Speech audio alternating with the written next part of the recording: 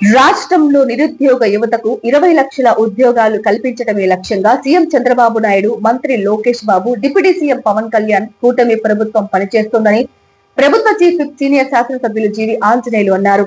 AP రాష్ట్ర నైపుణ్యాభివృద్ధి సంస్థ ఆధ్వర్యంలో సోమవారం స్థానిక ప్రభుత్వ జూనియర్ కళాశాల ఆవరణలో జరిగిన మెగా జాబ్ మేళకు నర్సాపేట పార్లమెంటు సభ్యులు లావు శ్రీకృష్ణదేవరాయలు, చీఫ్ విప్ జీవి ఆంజనేయులు ముఖ్య అతిథులుగా పాల్గొన్నారు. ఈ సందర్భంగా జీవి మాట్లాడుతూ రాష్ట్రానికి గొప్ప పరిశ్రమలను తీసుకువచ్చి నిరుద్యోగ యువతి యువకులకు ఉద్యోగ ఉపాధి అవకాశాలు కల్పించే దిశగా కృషి చేస్తున్నామని అన్నారు. ఇప్పటికీ 13 లక్షల కోట్లు పెట్టుబడులు పెట్టేందుకు పారిశ్రామికవేత్తలు ముందుకు వచ్చారని, 8 లక్షల కోట్లు ఇప్పటికీ గ్రాంట్ జరిగిందన్నారు. తద్వారా రాష్ట్రంలో 16 లక్షల మందికి ఉద్యోగ అవకాశాలు రానున్నట్లు తెలిపారు. 5 ఏళ్ల వైసీపీ పాలనలో యువతకు ఒక ఉద్యోగం కూడా ఇవ్వకుండా మోసం చేసిన జగన్మోహన్ రెడ్డి యువతకు బహిరంగ క్షమాపణ చెప్పాలని అన్నారు. జాబ్ క్యాలెండర్ పేరుతో నాడు జగన్ రెడ్డి యువతను మభ్యపెట్టి ఒక్క డిఎస్సి కూడా ఇవ్వకుండా దగా చేశారని అన్నారు. ఎంపీ లావు శ్రీకృష్ణదేవరాయలు మాట్లాడుతూ రాష్ట్ర ప్రభుత్వం నైపుణ్యాభివృద్ధి సంస్థ ద్వారా మెగా జాబ్ మేళలు నిర్వహించి వేలాది మంది నిరుద్యోగులకు ఉద్యోగ ఉపాధి అవకాశాలు కల్పిస్తున్న అవకాశాలను అందిపుచ్చుకోవాలన్నారు.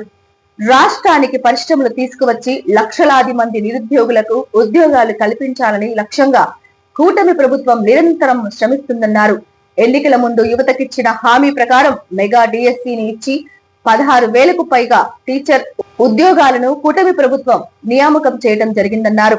నేను యువత అందరిని కోరుకుంటున్నా. గతంలో దుర్మార్గ ప్రభుత్వం వైసీపీ ప్రభుత్వంలో యువత విలువ తెలియలా వాళ్ళకి. అదే యువత వాళ్ళని చిత్తుగా ఓడించింది.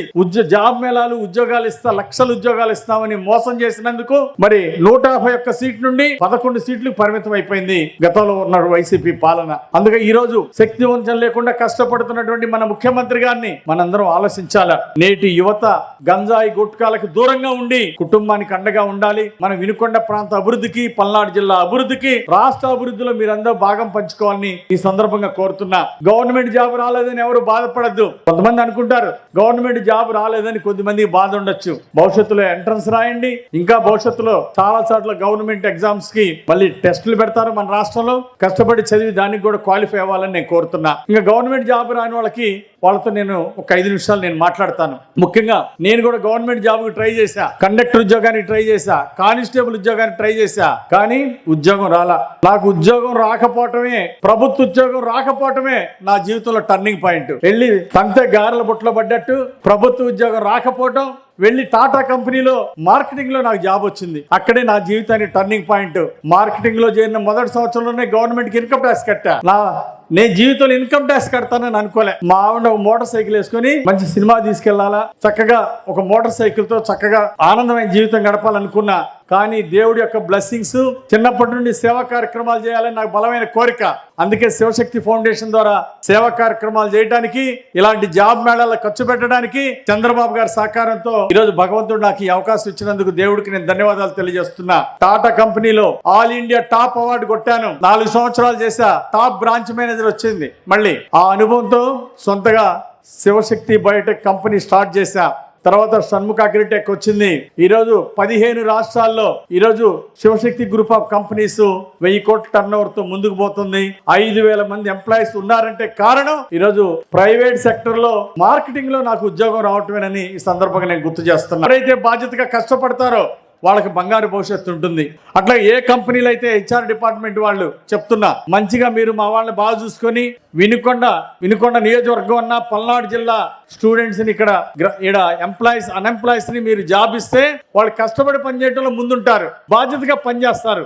అందువలన కంపెనీలకి సపోర్ట్ గా ఉంటారు, సీనియర్స్ కి అండర్ లో బాగా పనిచేస్తారు మా వాళ్ళు. అందువలన మంచి జాబులు ఇవ్వండి, తొందరగా బాగా పనిచేస్తారు, వాళ్ళకి మంచి ప్రమోషన్లు కూడా ఇవ్వాలని వచ్చినటువంటి కంపెనీలందరూ కూడా విజ్ఞప్తి చేస్తూ మళ్ళీ భవిష్యత్తులో కూడా జాబ్ మేళా పెట్టిస్తాం. ఈసారి మా వాళ్ళకి ఒక 1000 మందికి ఉద్యోగ అవకాశాలు ఇవ్వాలని చెప్పేసి అన్ని కంపెనీల నుండి వచ్చినటువంటి హెచ్ఆర్ వాళ్ళందరినీ కోరుకుంటూ, మీ అవసరం ఇంట్రెస్ట్ బట్టి 2-3 కంపెనీలకు కూడా జాబ్ మేళాలకు అటెండ్ అవ్వాలని కోరుకుంటూ, ఈ రోజు జాబ్ సాధించబోయే అందరికీ అభినందనలు తెలియజేస్తూ, జాబ్ మేళాలో పాల్గొన్న అందరికీ శుభాకాంక్షలు తెలియజేస్తూ, జీవితంలో మీ అందరూ ఉన్నత శిఖరాలకు ఎదగాలని ఆకాంక్షిస్తూ, ఒక నిరుపేద కుటుంబం నుండి వచ్చినటువంటి నేను మళ్ళీ భవిష్యత్తులో మీ అందరికీ దేవుడు ఆశీస్సులు ఇచ్చి మీ అందరికీ ఉజ్వల భవిష్యత్తు ఇవ్వాలని కోరుకుంటూ, మనం ఆహ్వానించగానే వచ్చినటువంటి ఎంపీ గారికి ఒకసారి గట్టిగా చప్పట్లు కొట్టి ధన్యవాదాలు తెలియజేయాలని కోరుకుంటూ, wish you all the best తెలియజేస్తూ సెలవు తీసుకుంటున్నా.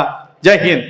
ఒక నెలన్నర క్రితం ఇన్వెస్ట్ ఇండియా అని ఒక సంస్థ ఉంది ఢిల్లీలో, కేంద్ర ప్రభుత్వ సంస్థ. వారి పని ఏమిటి అంటే భారతదేశంలోకి వచ్చే కంపెనీస్, ఇదిగో మేము ఈ కంపెనీ ఇన్వెస్ట్ చేద్దాం అనుకుంటున్నాం ఈ సెక్టార్ లో, టైల్స్ మ్యానుఫ్యాక్చరింగ్ లోనో, లెదర్ మ్యానుఫ్యాక్చరింగ్ లోనో, సెమీ కండక్టర్ ఏదో ఆ మ్యానుఫ్యాక్చరింగ్ సంబంధించి మేము ఇన్వెస్ట్ చేద్దాం అనుకుంటున్నాం అంటే ఫస్ట్ ఆ సంస్థ దగ్గరికి వెళ్తారు. ఆ సంస్థ దగ్గరికి వెళ్తే వారు ప్రతి రాష్ట్రంలో కూడా ఆంధ్రప్రదేశ్ సంబంధించి ఫుడ్ ప్రాసెసింగ్ అని, టెక్స్టైల్స్ అని, ఇలా ఒక 4-5 సెక్టార్స్ ఆంధ్రప్రదేశ్ అంటే వెళ్ళండి అని చెప్పి పంపిస్తారు. తమిళనాడు అంటే ఆటోమొబైల్ ఇవన్నీ పంపిస్తారు. ఇలా ఒక్కొక్క రాష్ట్రానికి ఒక్కొక్క సెక్టార్, ఒక్కొక్క 5-6 సెక్టార్లు వాళ్ళు కేటాయించడం జరిగింది. వచ్చిన వాళ్ళు అలా పంపిస్తారు. అయితే నేను ఒక నెలన్నర క్రితం వాళ్ళు కలిస్తే వారు చెప్పింది ఏమిటి అంటే, సార్ మేము 2019 నుంచి 24 దాకా ఎవరు వచ్చినా మా దగ్గరికి ఈ ఆంధ్రప్రదేశ్ సంబంధించిన సెక్టార్స్ వారు వస్తే ఇది ఉంది వెళ్ళండి అని చెప్పేవారు, కానీ ఒక్కరు కూడా వెళ్ళేవారు కాదు. కానీ ఈ సంవత్సరం నుంచి ఆంధ్రప్రదేశ్ ఈ సెక్టార్స్ కాదు వేరే వారు కూడా మేము ఆంధ్రప్రదేశ్ కి వెళ్తామని చెప్పి వారు ఉత్సాహం చూపిస్తా ఉన్నారు. ఇది మార్పు అని చెప్పి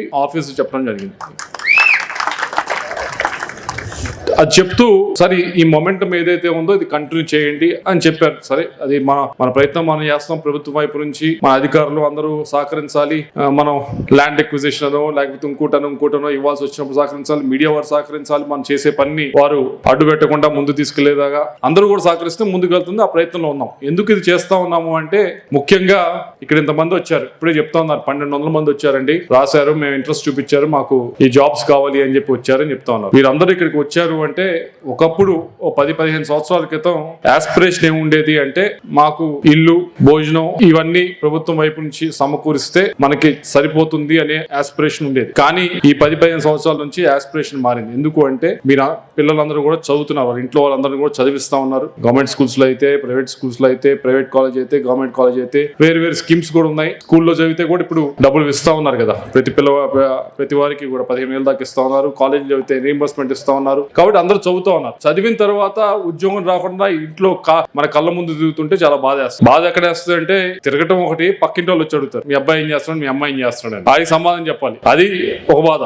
రెండో బాధ ఏం వేస్తుంది అంటే, పెళ్లి చేయాలనుకుంటే ఉద్యోగం లేకపోతే పెళ్లి అవ్వదు. ఇది ఉన్న సమస్య, సోషల్ సమస్య. ఇది ఏదో మీరు నవ్వినా మీకు అందరూ ఫేస్ చేస్తా ఉంది. మీ ఇంటికి వెళ్తే మీ తల్లిదండ్రుల కంటే పక్కింటి వాళ్ళు అడిగే ప్రశ్నలు మీరు సమాధానం చెప్పలేదు. ఏం చేస్తారు రాగానే వాళ్ళు అడగటం కూడా అదే అడుగుతారు, ఏం చేస్తున్నావు అంటారు. ఇంక వేరే ప్రశ్న అడగరు, అదే అడుగుతారు. ఫస్ట్ ఏం చదివామని అడగరు, లేకపోతే ఇంక వేరే ఏం చేస్తున్నావు అంటారు. పెళ్లి ఎప్పుడు అని కూడా అడుగుతారు. రెండోది, సరే సోషల్ గా పెళ్లి ఎప్పుడో కొద్దిగా ఏజ్ వచ్చిన తర్వాత. ఈ రెండింటికి లింక్ ఏమిటి అంటే, ఉద్యోగం లేకపోతే కష్టం. ఉద్యోగం వైపు ఉండాలి, రెండో వైపు మీ తల్లిదండ్రులు కూడా చాలా ఖర్చు పెట్టి అప్పు కూడా తీసుకొని చాలా మంది చదివిస్తా ఉన్నారు. ఎందుకంటే మా వాళ్ళు కొద్దిగా బాగా చదివి స్థిరపడితే మన కుటుంబం కూడా బాగుపడుతుందనే ఉద్దేశం చేస్తా ఉన్నారు. చేసిన తర్వాత ఇంత ఖర్చు పెట్టి ఇంత సమయం మీరు కేటాయించి వారు ఖర్చు పెట్టి చేసిన తర్వాత మీకు ఉద్యోగం రాకపోతే అందరికీ బాధే, మీకు బాధే, తల్లిదండ్రులకి బాధే, మా వైపు నుంచి, ప్రభుత్వం వైపు నుంచి కొద్దిగా ఇబ్బందిగానే ఉంటుంది. ఇదంతా కూడా ఆస్పిరేషన్ మారింది 10-15 సంవత్సరాల నుంచి. కాబట్టి దాన్ని సమకూర్చడానికే ఇప్పుడు ఈ జాబ్ మేళాలు అయితే కానీ ఇవన్నీ కూడా చేస్తా ఉన్నాం.